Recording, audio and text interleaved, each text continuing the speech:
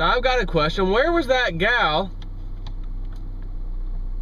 the one that was the reporter for Russia Today, that walked off the stage? I'm resigning because everything coming about the Ukraine is, you know, it's like biased by Russia Today. It's all pro-Putin, and my husband's American soldier, and I'm not going to stand by, and I'm respectfully resigning.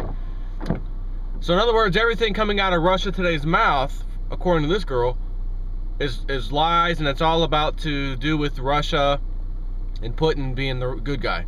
And in her mind, that's not true, so I'm leaving. Wait a minute. Ukraine, not Russia, which has now taken over Crimea, that region of Ukraine. So that's now Russia, which left the little bit of Ukraine left. The ones that the Western world's still trying to take advantage of and put their people in power. All right, so that Ukraine. Ready? Ukraine proposes depositor bail-in on deposits over 100,000 hryvnia, which is their currency, $100,000 in their currency. So they're not even really a member of the EU, right? I mean, they wanted to be a member, they could be a member, but that's what the whole protest was about. And right, so where are they? Are they not a member of the EU? So what I've heard now is that the IMF, once again, International Monetary Fund, it's the same one I always talk about, the same one that gives loans to people, countries that can't afford to pay it, when they know they can't afford to pay it. In the beginning they know that, so then they just pretend like everything's good, and then, okay, you're having trouble paying this loan back, we'll renegotiate the terms, and then those terms still suck, they can't pay it back. Then it becomes, well, you got the money, so we need to, you know, get paid back. And I think the only way to get paid back is that electric company over there looks pretty good. Garbage collection utility, yeah, that looks pretty good, we'll take that. Oh, and you got train system, public transport. Yeah, I think that ought to about do it. We'll go ahead and agree to wipe that loan out in exchange to sell off those things. Now, they're not selling off those things to the IMF per se. The IMF is just negotiating that they go ahead and privatize and sell those things off to raise the capital they need to pay back the IMF. And the IMF and its club members, so to speak, are the ones who, you know, the members, the guys not quite so visible, are the ones buying it. That's who's buying all of the people's private country's system, you know, utilities and whatnot. Because just days ago I read that the IMF was saying they, you know, austerity measures need to be put in place, and you need to raise rates on these things, you need to raise taxes on that.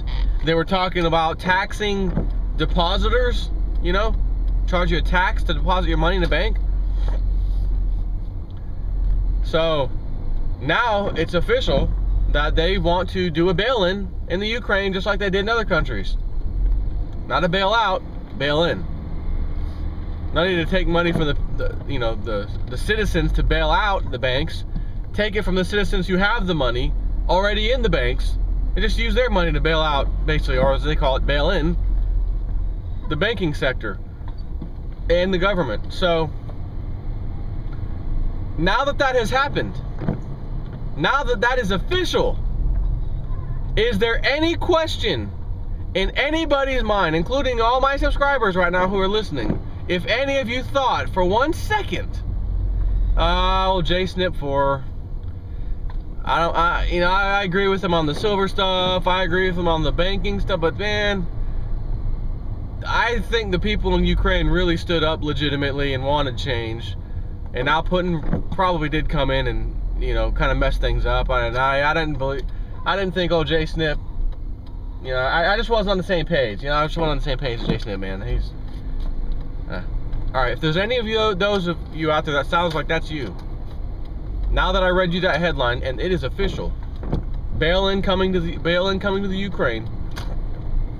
Is there any question that OJ Snip 4 and others, including Russia Today, including President Putin of Russia, were not correct? Yes, we all were.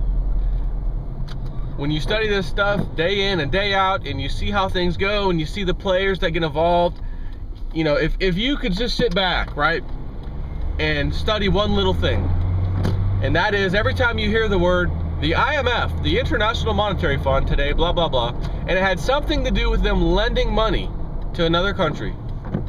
If that's the only thing you ever studied,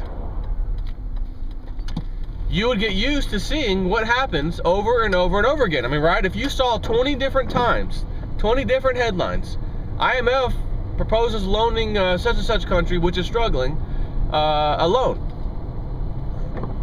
And then you followed it, saw that, okay, that country couldn't pay it back. Out of the 20 countries, one of the countries was able to pay it back.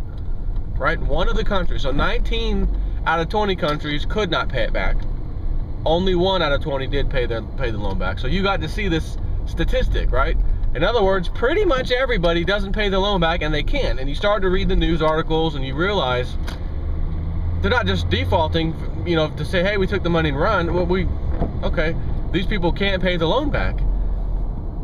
In that country, same story, can't pay the loan back. And then you start to see, well, what happens when they don't pay the loan back, right? You got 20 examples here, or actually 19 examples, right? Because the one paid it back. So out of the 19 examples, what happened? What the IMF doesn't just give away money for free 19 different times to lose it, right? I mean, you can't just lose that kind of money. You're talking billions and billions of dollars. Then you'll start to see they negotiate the loan, try to make it a little easier for them to pay, extend the payment terms, whatever it is, and it doesn't seem to work. Again, you start to see that same process. Okay, it doesn't work. So that by the 5th or 6th time of studying these cases, before you even get to number 19, you will see, oh, I know how this is going to go. They can't pay it back. The next news headline the next week or two, or a month later, whatever, is going to be they want to have that country start selling off its assets so that they can pay the loan back. And you'll see the same assets that the IMF recommends selling every time. Oh, you got a water company? Sell it. Oh, you got an electric company? Sell it off.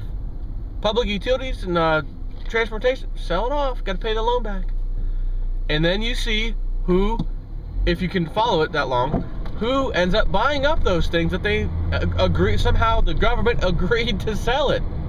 How about no? What's the IMF going to do? What are they really going to do when a country says we can't pay it back? These terms were just not good. We thought we could handle it, and we can't. We cannot pay this loan back. All you could do as a country at that point is say, I know you gave us the terms, can't pay it. So either we're going to go file for bankruptcy, so to speak, you get nothing, or we're just going to have to pay you back a lot less over a longer period of time than we thought. It's your choice. Which one do you want? That's not the case, though. The countries usually cave into the IMF because usually the person that the IMF is talking to in the country is another paid shill stooge who got a very hefty payoff in his back pocket for allowing the loan to take place in the first place, who now is the spokesperson of the IMF, so to speak, in your country, who's really supposed to be working for your country, but realized I got paid a lot of money behind the scenes to make this deal go down. My country just got $1 billion bailout. I just walked away with probably several million, potentially. I don't know what, you know, to pay off somehow. Now they feel obligated. I got to help the IMF. I mean, I got to get on their money. And as a matter of fact, the IMF may have told that person, look, you're only going to get this money if this loan goes all the way through and everything happens as scheduled. So as soon as that payment's missed, country missed the payment, we'll renegotiate the terms. Okay, still can't make the payment. Time to start selling off the waterworks, the utilities, right? We can't do that. The people aren't going to go for that. Yeah, but man, you got a $5 million bonus to yourself, man. Not only that, it's possible that the IMF at that point starts out with some blackmail. Hey, look, you and I both know we gave you this money. We could expose you today. It'll be all over the world news tomorrow that you took this bribery money to take this loan in the first place. What do you think will happen to you? You'll be imprisoned by your country tomorrow morning. Yeah. So you need to make this happen. You need to do all you can do to make sure you sell off that water company and that electric company to generate the funds needed to pay the IMF back. Okay, right? Another dirty, rotten politician, plain and simple. So, bottom line is that's how it ends. They want to sell off the stuff, so then the people who aren't really paying attention, aren't really knowing, understanding, or even give a crap that this just happened in their country. They're too busy. I got other things to worry about. I don't have time to hear that nonsense. Now the electric bill went up. Now the water bill went up. Now the trash collection fees went up. Oh, and you had 100 Hivernia, whatever your name of your currency is, 100,000 in the bank? Yeah, you just got bailed in. We just took that money, helped bail out some weak areas in the banking sector and the government finance. So we appreciate that. No, your money's gone. Have a nice day. Right? These are the kind of things that can thrust something like gold and silver, as well as Bitcoins, Litecoins, those kind of things, into high gear in a hurry. Because even though I strongly and pretty much 100% believe that the United States government, especially, is the one buying up all the Bitcoin and basically setting the market price, the same mechanism they set all prices. They just create an account somewhere and buy and sell with unlimited funds. Price rises too quickly, sell off all the Bitcoin they've got, push the price back down. Okay, stop selling, don't flood the market, let the real market just work for a little bit, see where it goes. Starts to rise a little more, flood a bunch more. The issue with Bitcoin is they can't just print Bitcoin whenever they feel like it and then raise the price up and down like they do with the gold and silver markets and other commodities. They just print more paper, here you go. Bitcoin, you can't really print a Bitcoin. It's a digital currency. It's got to be created by the Bitcoin system. So all they're doing is just buying every one of them for sale that they can to keep the market at a certain level. If you have any kind of major influx of people going into Bitcoin because of a situation just like this, another IMF situation in Ukraine, depositors are nervous. Oh my God, they're going to take my money because I got more than 100,000 in there. What should I do with it? A, gold and silver. B, Bitcoin. And with Bitcoin, it's digital, it's online, it's kind of like my banking account online. I could buy and sell stuff on there. There are places you could do that and you can exchange it. Right? They may opt for Bitcoin over gold and silver. Some people will. And if you have major problems like this in country after country after country, I believe there's going to be more and more people who decide I'm taking my money or some of my money and putting it in there into this online thing. Maybe. Right? I mean, it's a possibility. And the government, no matter how many Bitcoin they have in their possession at that time, if there's a flood in the market of people wanting to buy Bitcoin, they could try to sell all they can to push the price back down, and then what? Now they don't have any. Now they're gonna have to buy it back up if they want it. And of course the prices are gonna be way high at that point because everyone's gonna be wanting them. So I think with this kind of chaos, you're gonna see gold and silver prices going up. You're gonna see Bitcoin price once again going up. So that's my story, and I'm sticking to it. Gotta run. And again, if there was any question in your mind that Ukraine may have been legit, the people really want to change, you just got the answer today. They now want to bail in the depositors in the Ukraine.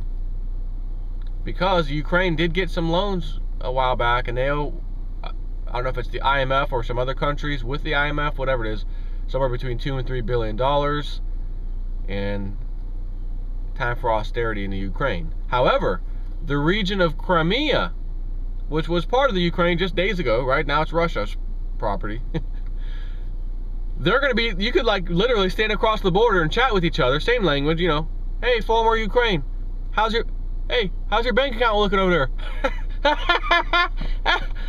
Hey, former Ukraine, how's that electric bill looking for you? We over here in Crimea, it's the same. Everything's good. Take care.